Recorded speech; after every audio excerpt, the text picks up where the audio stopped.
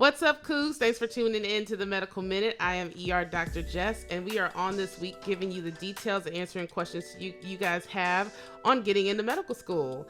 As always, if you have any questions about the show or during the show, please stop by Coug Radio on the second floor of the UC North, or you can hit me at ER Dr. Jess on Instagram, Facebook, or Twitter. That is at ERDRJESS. And here to help me share some pre-med guidance and advice with you guys today is my friend and fellow Baylor College of Medicine emergency medicine alumni, Dr. Lindsay Dragos. Hello, thanks for having me. And welcome. And of course, Dr. Dragos actually graduated from medical school right here in Houston at Baylor College of Medicine in 2011. And she also completed her residency at Baylor College of Medicine, which is affiliated with Ben Taub General Hospital, also in 2014, which is where she and I met. And I am extremely excited to have her on the show. Dr. Dragos on the show today because she is probably the most qualified person to answer all of you all's questions and give you guidance to those of you looking to apply to medical school in the coming years. Dr. Dragos graduated magna cum laude from Texas A&M.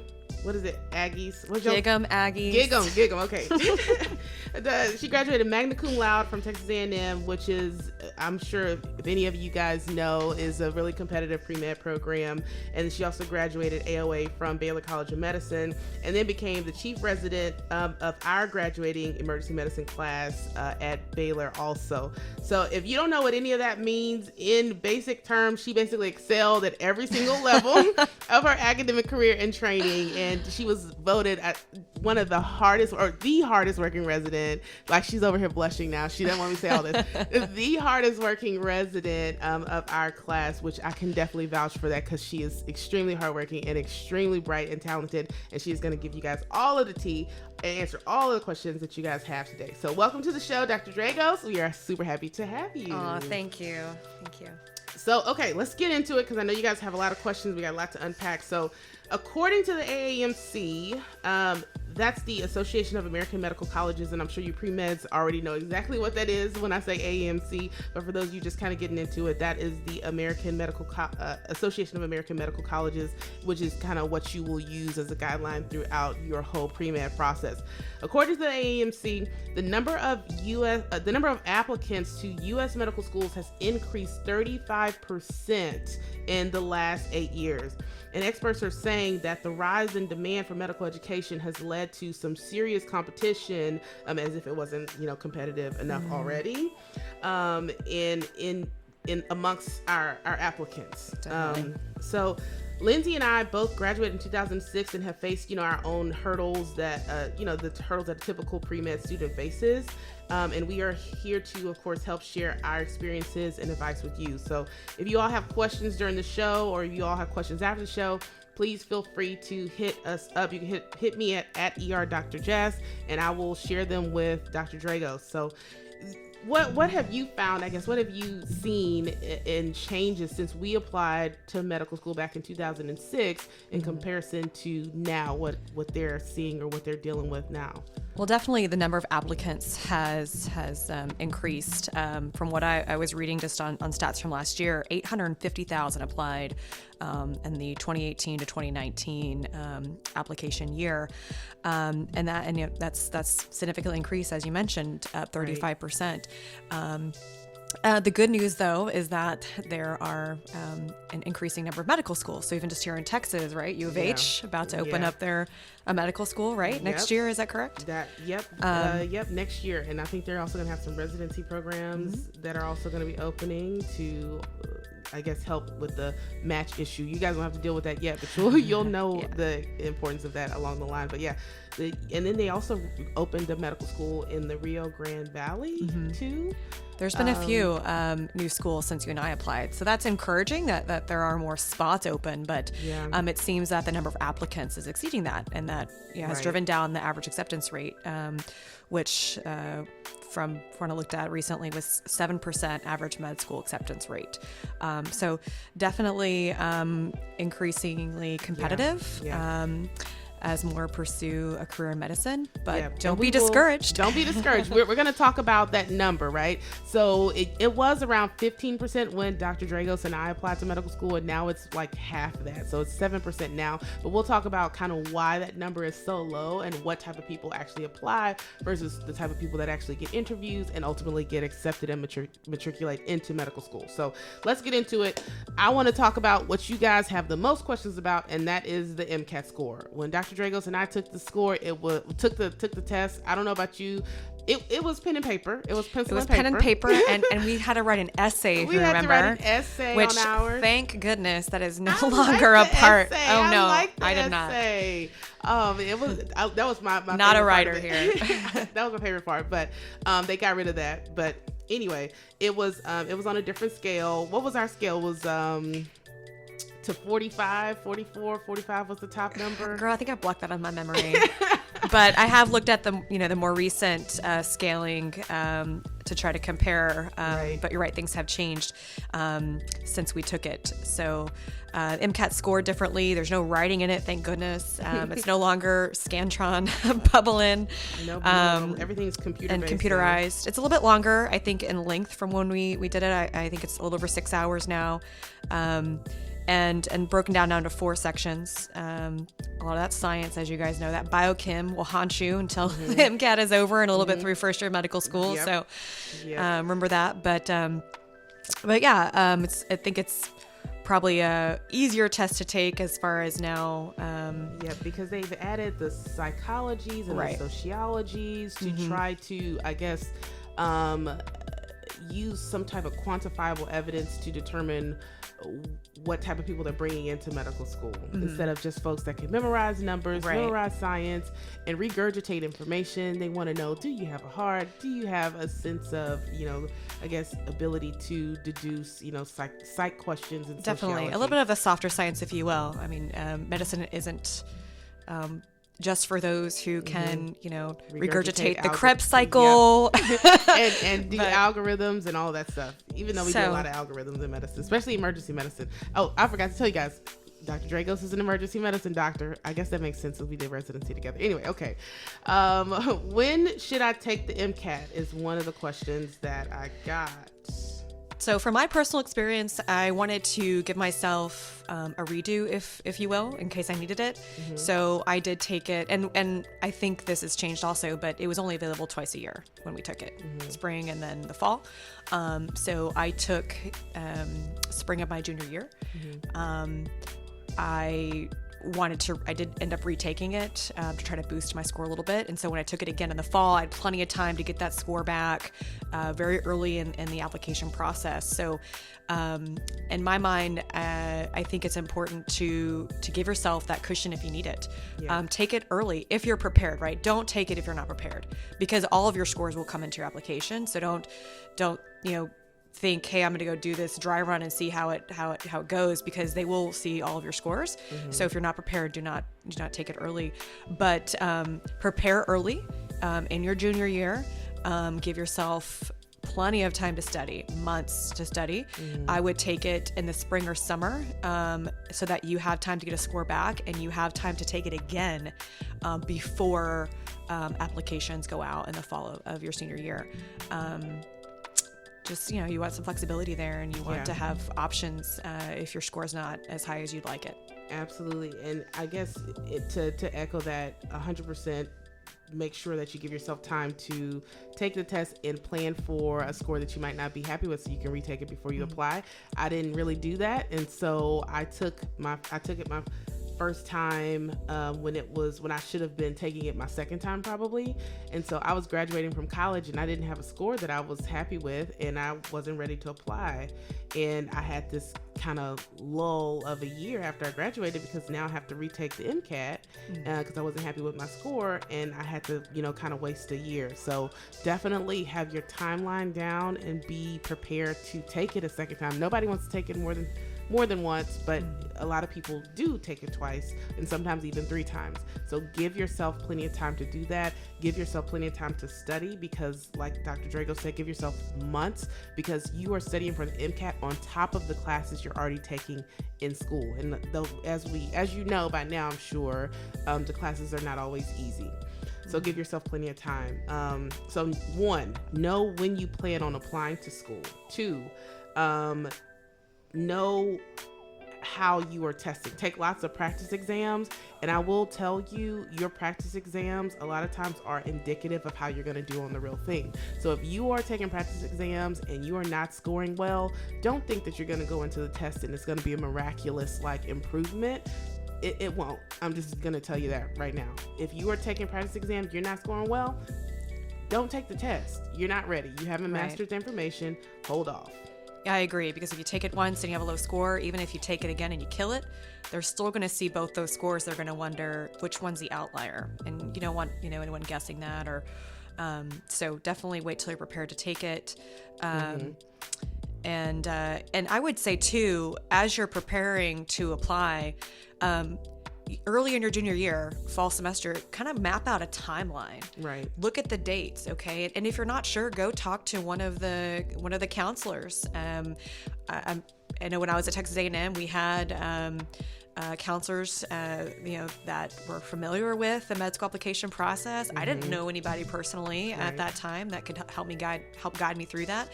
And then, you're looking at the deadlines and when things are due and what grades you need to have and by when. And so you have all the credits you need. You're not taking something, maybe you don't have one class that you need and you didn't realize it. So make sure you have all of that organized early in your junior year, a year before your applications go out, so you have a semester or 2 to take any class that maybe you didn't realize you needed, and you know when you need to have things completed by, as far as scores and etc. Right. Next question about the MCAT specifically. Do you recommend a prep course? Did you take a prep course? I did. I took a prep course. I took one of the Kaplan courses, and then actually later I taught one of the courses. Okay. I guess it was the summer after I think I was accepted. So Exam Crackers was another course that I actually taught. So that one I can vouch for as well. Yeah. I think it's important. I don't think it really matters which course you take. I think they're probably all comparable. I do think you need to take one. Think about how important it is to do well. The cost of those courses is worth it. It's structured. They're going to administer. I want to say at least 2 from when I took it. Gosh, I can't. So long ago. 2, full-length practice tests, and that's an experience that you really can't replicate yourself. Sitting in a room for 6 hours, someone monitoring the time, you taking that to really get a benchmark is important. So I would say this is not like a do-it-yourself kind of moment where, hey, I don't want to spend that money. Let me just study on my own. I think it is important to do a course. I think any one you take is probably good. Yeah. And I can agree with that. I will say though, however, I was not my strength is not in sitting in the classroom. My ADHD gets a hold of me, and I just got to start moving around, and then I start daydreaming about whatever. So I was already sitting in class for hours for regular courses, and then I signed up for a Kaplan course my first go around, and so I was going from class, had a small break, and then going back into the Kaplan class. So I think it was just maybe poor planning on my part. And it's really tough because those classes are not short, and you were covering a lot of dense information in a short period of time. And then I was also a morning person, and the classes were in the evening. So it was just all these things kind of compounded that weren't working in my favor. Definitely find one that works for you. Yeah. If it's a Saturday morning and you can go fit in 4 hours on Saturday morning, do that. But but I would say definitely use one of the courses. Even no matter what kind of studier you are, you have to have practice tests, and those courses offer you a huge tons of questions, big practice banks that you can pull questions from to practice with. So at the end of the day, you're going to be investing in some type of Kaplan Exam Crackers, Princeton review, or whatever. So know what that cost is up front, and know that you're going to be investing in that. period. Definitely. Whether you are an independent studier or you need the classes or whatever. But you've heard it from the Kaplan Exam Crackers teacher herself. You need a class of Definitely. some sort. And I think so. The first time I did the class, the second time I just took the study material from the class, and then I wound up just kind of studying independently, and that wound up working for me. But you have to know what works for you. When do you study best? What days do you study best? When do you have the most time? All of those things considered. Do not fool yourself. Don't follow the crowd. Do what works for you. And let me just remind you guys too, when you're taking biochem and your chem and those science courses, try your best in those. Learn it the first time so that you're not having to relearn it when you do the MCAT course because maybe you didn't really try to commit that to memory the first go around. I mean, that's just being time efficient as well as, use those courses that you have to take to learn it well so that the MCAT course is a refresher and not where you're trying to, man, I really didn't learn the Krebs cycle the first time. Now I got to learn it again. Right. So those courses are important for the MCAT. So that's something I wish I knew in advance also, was exactly what you just said, because when I came into college I didn't know I wanted to be a doctor, so I was just kind of taking classes and trying to make the grade or whatever.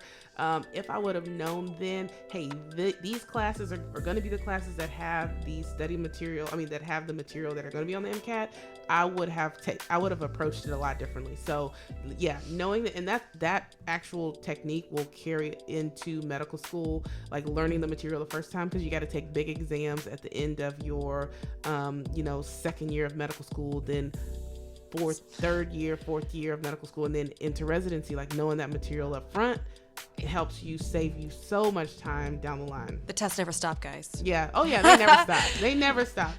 Still got to recertify every 10 years. Oh yeah. You're never done. Speaking of tests, okay, so I guess the other really important question, and the question that a lot of the pre-meds have, is what score do I need to be competitive? So I looked up these stats because I wanted to get the current year stats for you guys. So for last year's application cycle, and maybe you guys don't know this, but there's two types of medical schools, right? There's allopathic MD and there's osteopathic, which is a DO. So typically different levels of GPA and MCAT scores for those two categories. So for allopathic medical schools, which means you're going to have an MD at the end of your name, the average MCAT score for last year was 497 to 521, right? The perfect score is 528. And so the average out of that range is 511 for folks that were accepted to allopathic medical schools for the 2018 to 2019 cycle. So the next question is, if you don't have a 511, do you have a chance of getting into medical school? The short answer is yes. The long answer is it depends on the rest of your application. But just being straightforward and upfront and very transparent with you guys, the reason that these tests exist, the reason that they look at GPAs is because they have a lot of you medical students look alike on paper, and they have to have some type of quantifiable evidence to show that you can take tests, that you can answer questions, that you can digest information and you regurgitate it. All of those things, they have to have something to not judge you, but grade you by, or rank you by. So this is why these tests are important. With that being said, I would say in comparison, like grades is the next question, right? And then we'll get into that. So what GPA do you have to be a competitive candidate for medical school? And there's no, clear-cut answer for that. But, looking back on last year's stats, looking at the black and white information, the average GPA for allopathic medical school was 3.4 to 3.9 for those that were accepted. Now osteopathic, 3.4 to 3.6. So it's not that there's a, if your GPA is below a 3.4, you're not accepted. Those are averages, right? So you have to take that, or median rather, so you have to take that into account that there's some outliers there. But just like when you applied for college, if your GPA wasn't that great, you probably needed to kill the SAT. Yeah. Okay. You probably needed to have a better extracurriculars on your application. Yeah. Same thing for medical school. If your GPA is not that great, you probably need to invest more hours in taking in studying for the MCAT, so you do get a good score to balance that out. Maybe you need to really look at your extracurriculars, your volunteer work, etc., to make sure that you're kind of making up for any deficient areas. So I wouldn't say, it's all or nothing, 3.5 or higher, or it's a no-go. Right. But you know, maybe you need to study more for the MCAT to try to compensate for that. Yeah. So, and to piggyback off of that, as far as being competitive goes, if we're just looking at the GPA alone, only looking at the GPA, the average total GPA, this is combining the science and non-science, the average total for applicants, for people that apply, was a 3.56.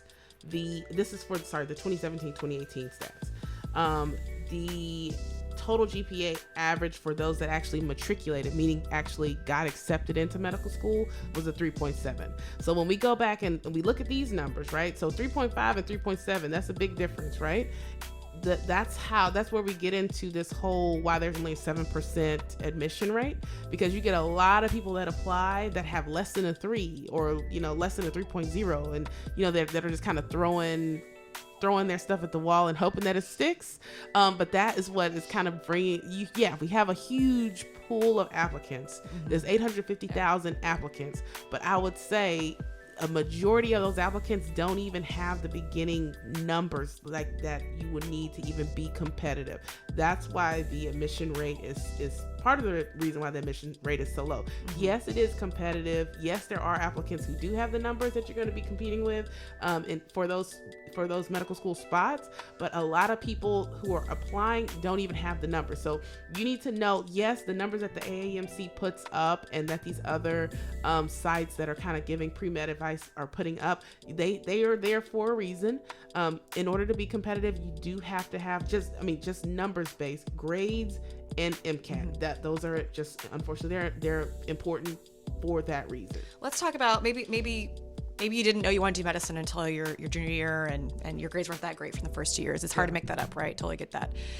Let's talk about other options. So the stats that we're talking about are U.S.-based medical schools. Yeah. Okay. So there are medical schools in the Caribbean. Sounds pretty nice. Hang out on the beach. And so typically those will have lower GPA and MCAT requirements. And I have colleagues currently that went to medical school in the Caribbean. Ross is one that sticks out of my head that I've heard a few people go to and then end up matching in residencies here in the U.S. It is harder to match residency for coming from a school out of the United States, but it's not unheard of. And so don't abort your dream or give up just based on some numbers. Look at your other options. PA school, NP school, other options if maybe your GPA, your MCAT, are lower than you would like. So just other options out there as well. Yeah, there are other alternatives in terms of getting into the medical field that don't necessarily require as much as stringent of a GPA and an MCAT score and all those things. So yes, there are other alternatives. But ultimately, we're going to move on past MCAT GPA topic, but just know, yes, those numbers are there. They're there for a reason. They're there to kind of set the bar, set the line for medical schools to use to determine, of all these 850,000 applicants, which one should we take seriously? So know that they're there for a reason, but know also that there's other parts of your application that matter. Definitely. But those scores are important. So, in doing the research for the show, if you make a C, that's not the end of the world. But like Dr. Drago said, if your grades are not that great, know that you got to knock out the MCAT. If you know that you're going to struggle with the MCAT, which is what I did, I struggled with the MCAT. Know that your grades have to be amazing. So, one of the two, they have to kind of balance each other out. So, next question, research. A lot of people ask, do I need to do research? Does it help with my application? Does it help me become more competitive? I don't think you have to do research, right? There's plenty of medical professionals out there that are not in fields that have a lot of bench work, if you will, sitting in a lab and doing that kind of stuff there. So I don't think that you need to have research. It wasn't something that I really had interest in, knowing I wanted to be more on the clinical side of medicine. But I did think it would help my my application. So I always had a job throughout college. And so basically I always tried to find a job that also I felt like had a dual purpose of boosting my application. So for instance, just a couple examples. My freshman year, I was a phlebotomist at a local plasma center. Oh, really? Okay, so I got trained there, and I thought, hey, that's cool. That's hands-on medical experience. So I did that for 2 years part-time. And then my junior year, I worked as an assistant in a lab, and this was at Texas A&M, which has a medical school on campus too. So, I wasn't doing research on my own as far as submitting papers, but I was helping a PhD candidate in the lab and doing some of their lesser complex tasks, if you will, in one of their labs. And I got paid to do that too. And so that was on my application. I think it did help. So I wouldn't say that you have to have research, but certainly if you did, it wouldn't look awesome. I can tell you, I haven't done a drop of research in medical school or residency or anything. I just didn't have time, I was focusing on other things. So I don't have any research on my application. Like Lindsay said, it didn't interest me, so I didn't do it. And I was I asked the same question when I was a pre-med. Do I have to do this? Is it something I really needed? And I kind of got these kind of mixed answers, but ultimately it sounded like it wasn't something I needed, and it's something that I did not do, and I made it out okay. I think there are a lot of ways to approach this. If you do more of a research experience in your undergrad to boost your application, if that's not your thing, then maybe medical volunteer work, a medical mission here or there. You got to have something at the end of the day. You got to have something. Oh, yeah. So. And that was going to be the next question, the extracurricular activities. People ask, what type of extracurricular activities should I seek? And that is actually something I did. So I didn't do research, but I did tons of medical missions. Yes. I did tons of medically related outreach, community stuff. Definitely. Because that's what interests me. But yes, I 100% agree. You got to have something other than I went to class, I studied for the MCAT, and I'm ready to apply for medical school. Yeah. It has to be don't get me wrong. You got a 4.0 and a 528. You're probably getting in somewhere, but I don't know about you. That wasn't me. That wasn't my application. And diversify a little bit. Yeah. And so also too, you're applying to medical school. Hopefully you want to do that because there's some part of you that enjoys helping people. And I'll tell you, if you don't have that motivation of going to medicine, you're probably going to burn out a bit.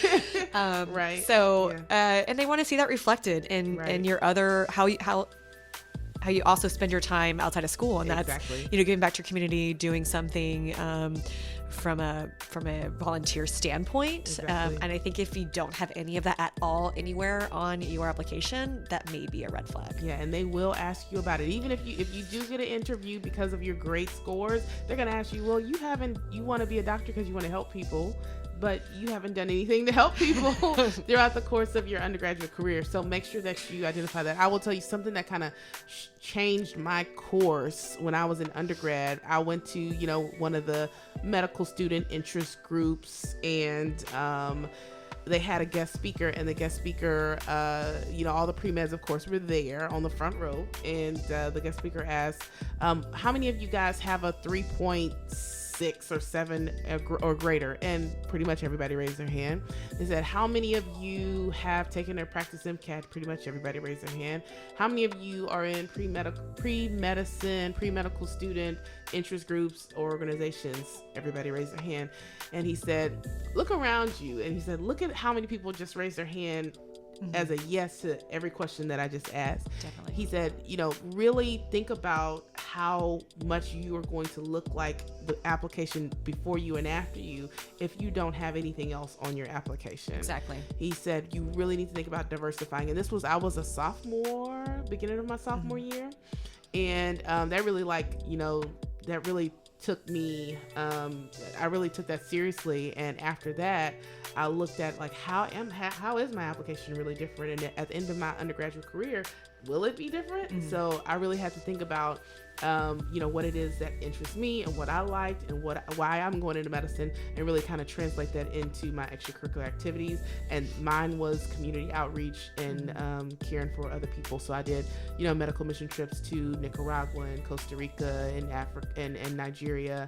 And then I did, some other outreach options in the community and things like that. So definitely make sure that you're making time for those type of things too, while you are, throughout the course of this whole process. Definitely. So, unfortunately, that's our time today. I know you guys had some other questions. Of course, you can always hit me up at Dr. Jess, and I always answer questions on there too. I go live and, upload things to Instagram TV and Facebook Live and things like that. So you can always hit me there. Thank you so much for being on the show, Dr. Dragos. Thank you for having me. Good luck to all the applicants. Absolutely. Good luck. Yeah, good luck to you guys. It's worth it. It is worth it. It's a long road, but it's worth it. So hang in there. Absolutely. Hang on. Hang tight. Stay diligent, persevere. So tune in next week for another episode of DM Dump, you guys' favorite episode, where I answer all of the questions you guys want the answers to. So anyway, stay focused, make good choices, and have a great week.